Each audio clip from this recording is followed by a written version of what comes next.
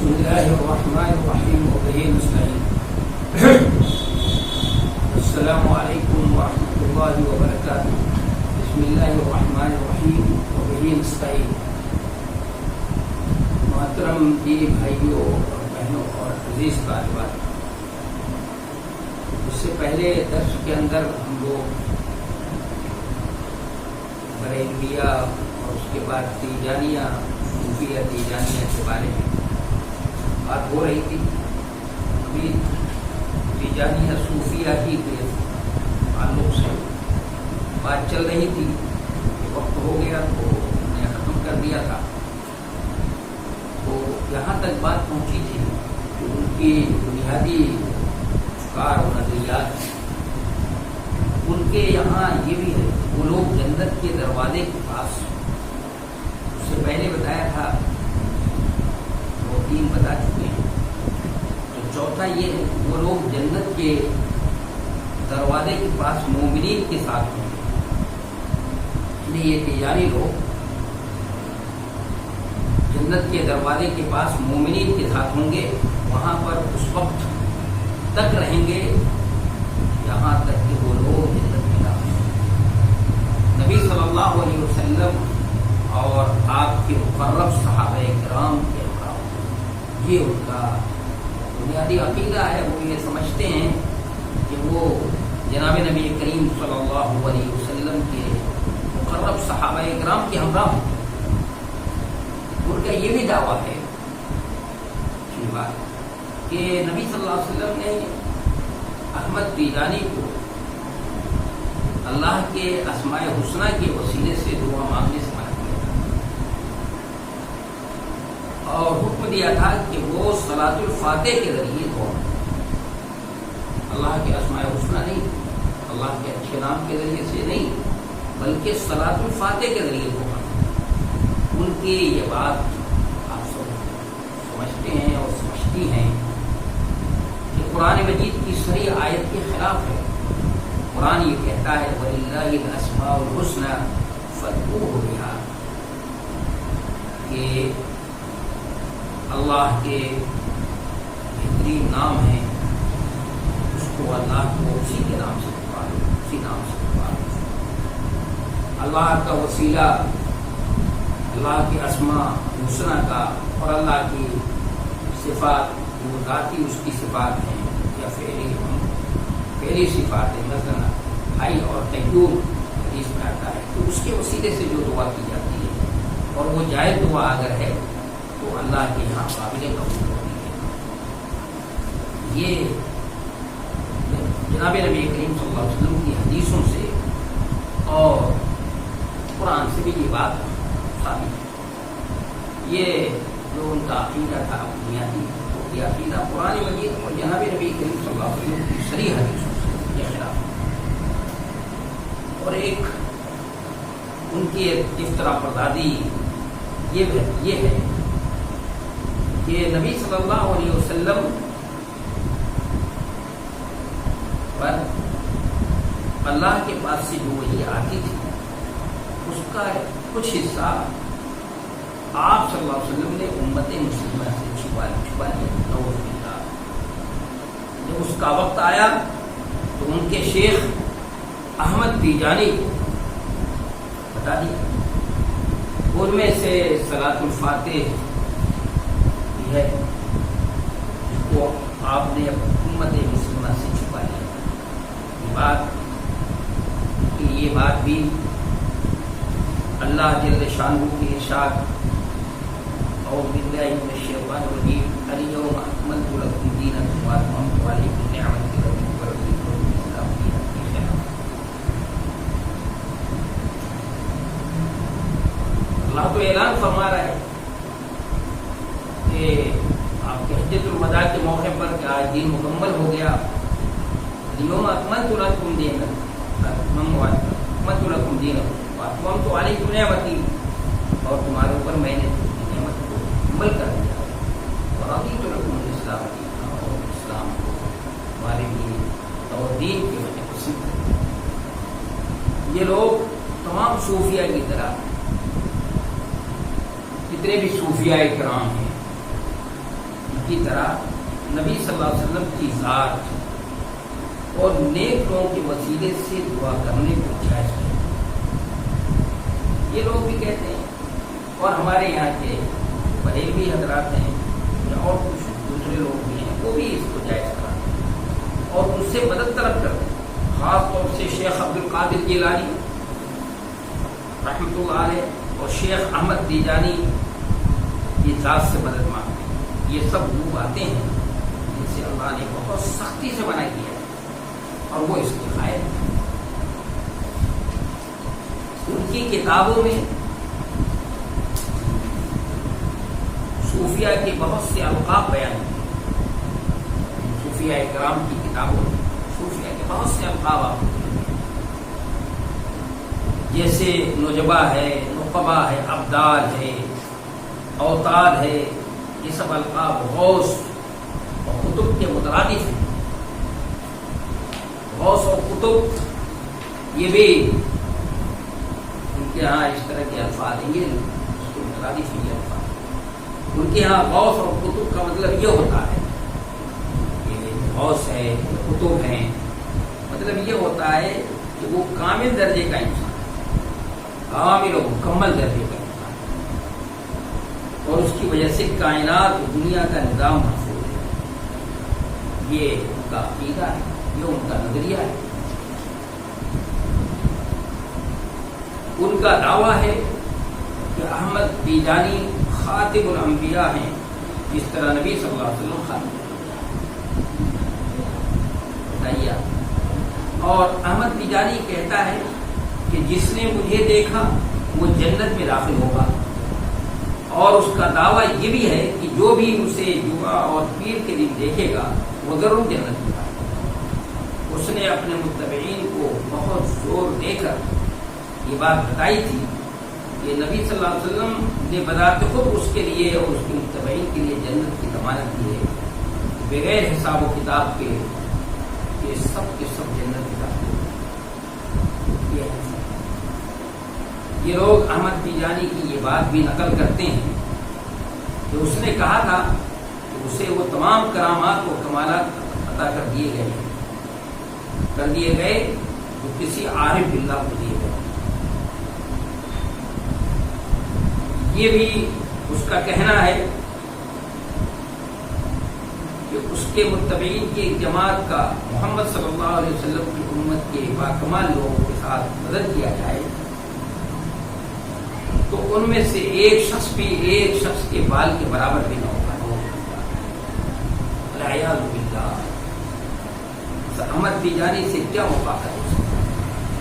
یہ ہیں ان کے نظریات، بنیادی نظریات. اس کا یہ بھی کہنا ہے کہ میرے دونوں قدم آدم علیہ السلام کی پیدائش سے لے کر سور پھونکے جانے تک جتنے بھی ولی ہوں گے ان کی گردن پر ہے. ذکر و اذکار کے لیے طہارت کی ضرورت ہے. اس نے مختلف مواقع پر متعدد اذکار و اوراد کیا.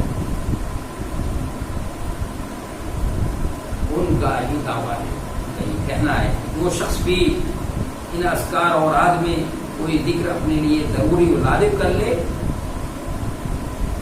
جو اذکار اور اوراد اس نے بیان کیے ہیں، تو اس کو چھوڑنا چاہیے. اگر چھوڑے گا تو ہلاک ہوگا اور بڑی سزا کا مستحق قرار پائے گا. احمد تیجانی نے قیامت کے دن میں اپنے آپ کو نبوت کے مقام پر فائز کر دیا ہے. وہ قیامت کے دن نبوت کے مقام پر فائز ہوگا. کہتا ہے کہ میرے لیے قیامت کے دن ایک نور کا ممبر اور تخت ہوگا، اور ایک پکارنے والا بلند آواز سے پکارے گا کہ ہر شخص سنے گا. اتنی بلند آواز سے پکارے گا کہ ہر شخص سنے گا. وہ پکارنے والا کہے گا کہ اے لوگوں، یہ وہ تمہارا امام ہے جس سے بغیر سوچے سمجھے تم لوگ مدد مانگتے تھے.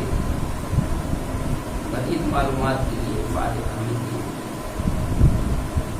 یہ، اور اگر مزید کو پڑھنا چاہے کوئی ان کی جانیوں کی خرافات اور اس کو، تو کتاب ہے عربی زبان کے، اس کے مصنف ہیں عبدالرحمن عبدالخالق،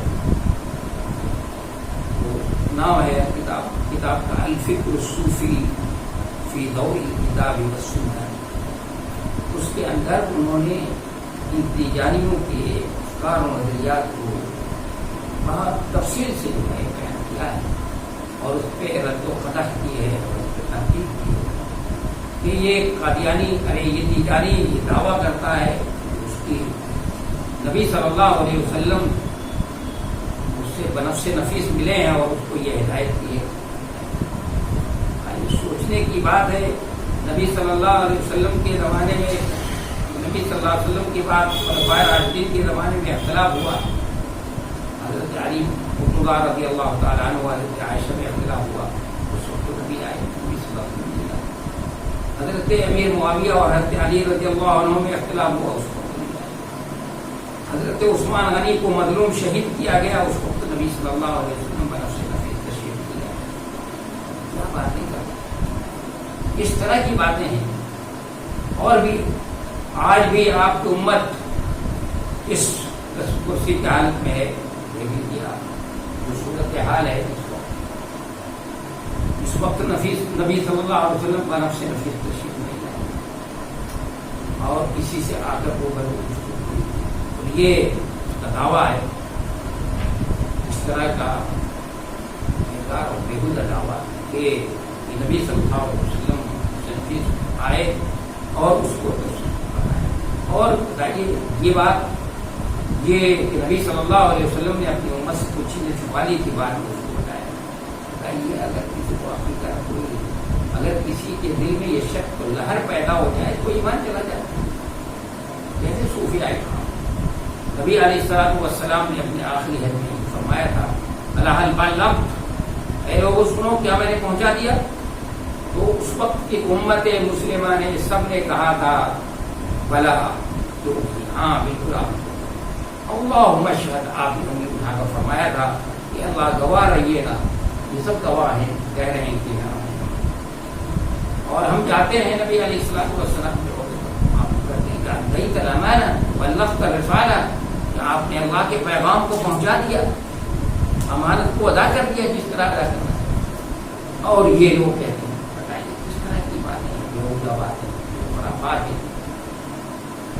ان کے افکار، تیجانیوں کے افکار اور قائد کی بنیاد، ان کی بنیاد کیا ہے؟ بلا شبہ شیخ احمد تیجانی نے اپنی تمام باتیں صوفی فکر سے لی۔ میں نے اس لیے بتایا کہ اگر اس کو تفصیل پڑھنا ہو تو الفکر الصوفی فی ضوء الکتاب والسنہ، اس میں پڑھ لیجیے کہ ابلیس کے بارے میں ان کا کیا نظریہ ہے، شیطان کے بارے میں ان کا کیا نظریہ ہے، فرعون کے بارے میں کیا نظریہ ہے، آپ کو پتہ چل جائے گا۔ ان کے نزدیک فرعون جو ہے سب سے بڑا واحد ہے، ابلیس بھی ان کے نزدیک جو ہے کہ حضرت آدم کو سجدہ نہیں کیا تو اس نے صحیح کیا، کہتے ہیں صحیح کیا۔ بتائیے کیا بات ہے اس طرح کی۔ تو لا شبہ شیخ احمد تیجانی نے اپنی تمام باتیں صوفی فکر سے لی ہیں اور کچھ باتوں کا اپنی طرف سے اضافہ کیا۔ شیخ عبد القادر جیلانی رحمۃ اللہ علیہ سے لی ہیں، ابن عربی سے، حلاج سے، اور ان کے علاوہ دو کتابوں سے کچھ اچھی ہوتی ہے۔ شیخ احمد تیجانی نے اپنی اس طریقے کی داغ بیٹ ڈالنے سے پہلے بہت سے صوفیاء کرام سے ملا ہے، سے ملاقات کی ہے اور ان سے کچھ فیض حاصل کیا ہے، ان سے اجازت حاصل کی ہے اور ان سے بہت سے اوراد و اذکار لیے، اذکار سیکھے ہیں، خاص طور سے قادریہ طریقے سے بہت کچھ لیا ہے۔ اس نے ابو محمد عبدالسلام قادری زینی کی کتاب المقصد الاحمد فی التعریف بسیدنا ابی عبداللہ احمد سے استفادہ، اس کتاب سے فائدہ اٹھایا ہے۔ یہ کتاب 1391 ہجری میں فاس شہر میں، فاس مغرب کا شہر ہے، اس میں شائع ہوئی تھی۔ یہ تیجانی طریقہ، اس کا طریقہ لوگوں کے درمیان اس لیے پرمن چلا، طریقہ یہ صوفی طریقہ یہ تیجانی طریقہ دونوں کے درمیان اس لیے پروان چڑھا اور اس لیے اس کو فروغ حاصل ہوا کیونکہ لوگوں میں جہالت تھا، اور جب جہالت عام ہو، لوگوں کے یہاں لوگوں میں تاریخی ہو، اس وقت غلط چیزوں کو رائج کرنا اور غلط چیزوں کو فروغ دینا بہت آسان ہے۔ اس طرح سے ان تیجانیوں نے اپنی فکر کو اور اپنے نظریوں کو اس طرح سے کیا کیا ہے، عام کیا ہے۔ انہوں نے اس طریقے کے، میں نے بتایا، اس طریقے کے فروغ اور نفوذ کی جگہیں کہاں ہیں، کہاں کہاں یہ نظریہ اور یہ طریقہ اور رائج ہوا اور اس کو فروغ ملا ہے۔ تو یہ تحریک شروع ہوئی شہر فاس سے، مسلسل پھیلتی رہی، اس کو فروغ حاصل ہوتا رہا، اور مغرب اور سنگال اور نائجیریا، شمال افریقہ، مصر اور سوڈان، اور اس کے علاوہ افریقہ کے ملکوں میں ماننے والے مختلف مغرب سے سنگال یا افریقہ کے نائجیریا، شمال افریقہ، مصر، سوڈان اور اس کے علاوہ افریقہ کے ملکوں میں ماننے والے اس کو تیجانیہ کتاب کے مصنف علی بن محمد دخیل نے تحریر کیا ہے کہ اللہ تعالیٰ ہر سال کچھ چیزیں مقدر فرماتا ہے، پھر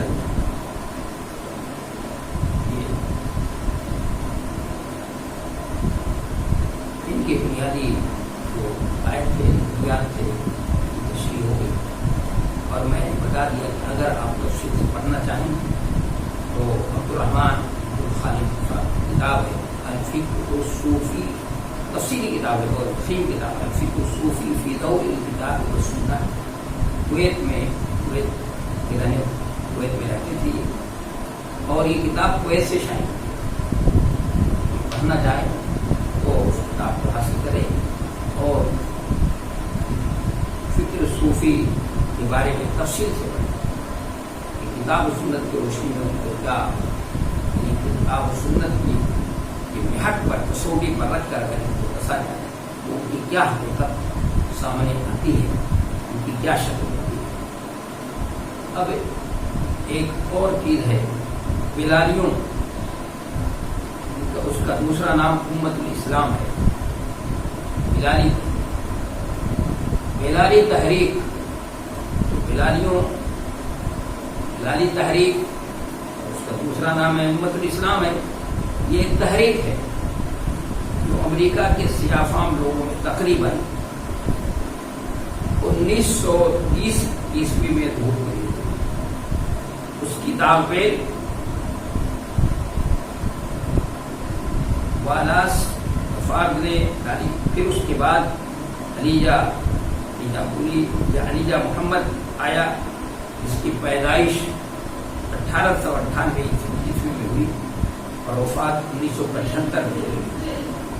اس نے متعدد مسلم ملکوں کا سفر کیا، پھر اس کے بعد وزیر یوسف فرخان کا دور آیا جو 1950 عیسوی میں اسلام میں داخل ہوا، اور وہ امریکہ میں سیاہ فام لوگوں کی آزاد خود مختار حکومت قائم کرنے کی دعوت دی۔ بلاد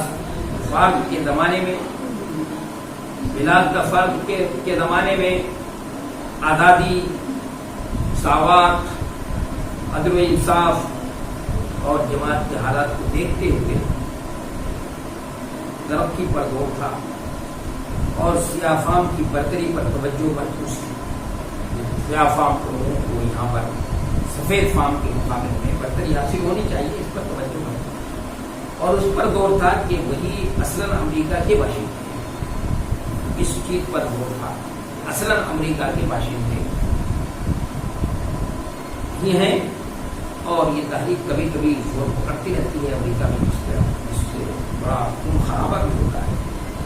اس پر زور تھا کہ وہی اصلاً امریکہ کے باشندے اور سفید فام سے نفرت اور انہیں شیطان اور اس طرح کے ناموں سے موسوم کر، اس ناموں سے موسوم کر اور اس بات کی کوشش تھی کہ توریت اور انجیل کے ماننے والوں کو قرآن مجید کا ماننے والا بنا دیا جائے. یہ کوشش ہوئی کہ توریت اور انجیل کے جو ماننے والے ہیں ان کو قرآن کا ماننے والا بنا دیا جائے. علی جا محمد کے زمانے میں یہ تو کا زمانہ تھا. علی جا محمد کے زمانے میں اس نے اعلان کیا کہ معبود کوئی پوشیدہ و مخفی چیز نہیں ہے. معبود کیسا چیز ہو، مخفی ہو، پوشیدہ چیز ہو. کہہ رہا ہے کہ معبود کوئی پوشیدہ و مخفی چیز نہیں، بلکہ ضروری ہے کہ وہ کسی انسانی شخص کی شکل میں ہو. ہمارے یہاں ہندوؤں کا یہاں وہ شخص فرد ہے جس کے اندر معبود حلول کر گیا ہے، وہی عبادت کا مستحق ہے اور اس کا مستحق ہے کہ اس سے دعا مانگی جائے اور اس نے غلط چیزوں کو اپنی جماعت میں شامل کیا اور اپنے آپ کو مقام نبوت پر فائز کر دیا.